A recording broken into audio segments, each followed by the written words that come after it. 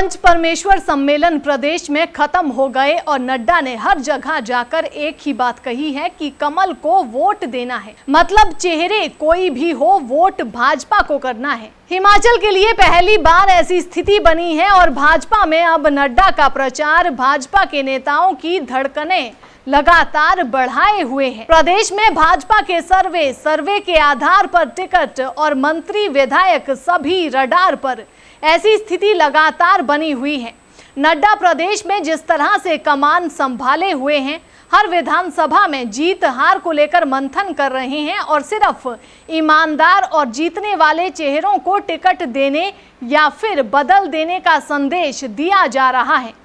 ये एक बड़ी राजनीतिक मशक्कत उनकी चल रही है। यहाँ सवाल ये है कि जीतने वाले तो सर्वे में ढूंढ लेंगे, लेकिन ईमानदार चेहरा कहाँ से लाएंगे, ये इस समय का सबसे बड़ा सवाल है। खैर, ये तो जगत प्रकाश नड्डा के अधिकार क्षेत्र में आता है कि ईमानदारी का पैमाना वे किसे कहते हैं, लेकिन तब भी धुकधुकी जरूर सभी की बढ़ी हुई है। टिकट मिलेगा या नहीं, इस बात की चर्चा हर विधानसभा में है। सर्वे तो यहाँ तक हुए हैं कि भ्रष्टाचार किसने किस हद तक किया है। सर्वे में कई बिंदु जीत हार तय कर रहे हैं और सर्वे के रिमार्क तो विधायक की सारी स्थिति ही स्पष्ट कर रहे हैं।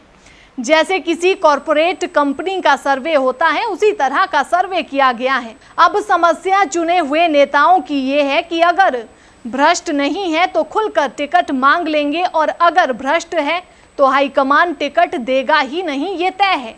प्रदेश में टिकट लेकर चुनाव जीतकर जनता के बीच में गए नेताओं के रिपोर्ट कार्ड किसी क्लास के नतीजे की तरह बन चुके हैं। फर्क इतना है कि यहाँ रिपोर्ट कार्ड जारी नहीं होगा। मतलब जनता को सिर्फ टिकट काट कर पास फेल तो बता दिया जाएगा, लेकिन कारण नहीं बताया जाएगा, जैसे इस सरकार में भी हुआ था। सूत्रों की माने तो भाजपा में ताकतवर मंत्री भी हाईकमान के निशाने पर है और वैकल्पिक व्यवस्था पर काम हर विधानसभा में जारी है। यही कारण है कि नड्डा ने सुखराम चौधरी और राजीव बिंदल को जनसभा में टिकट दिया, लेकिन उनके बाद किसी को नहीं दिया गया और हर जगह कमल के फूल का प्रचार किया।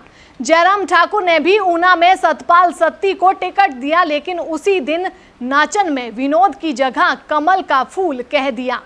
मतलब अब नेता इशारों में बोलने लगे हैं। नड्डा भी इशारों में बहुत कुछ कह रहे हैं और पूरी भाजपा को अपनी कोर टीम मतलब त्रिलोक जम्वाल जैसे चेहरों को साथ लेकर संजोने का प्रयास कर रहे हैं। नड्डा हर नेता की फाइल के साथ बात कर रहे हैं और माना जा रहा है कि गाज कुछ पुराने प्रतिद्वंदियों पर भी जरूर गिरेगी। कई जख्म हैं जिन पर जेपी नड्डा मलहम भी लगाएंगे। अब माना जा रहा है कि 20 अक्टूबर के आसपास भाजपा टिकटों की जब घोषणा करेगी तो किसी चमत्कार से कम वो सूची नहीं होगी। जहां कई दिग्गज धराशायी होंगे तो कईयों की लॉटरी लगेगी, तो वहीं कई कांग्रेसी भाजपा का टिकट लेकर खुद को नतीजे निकलने तक तो कम से कम जीता हुआ ही मान लेंगे।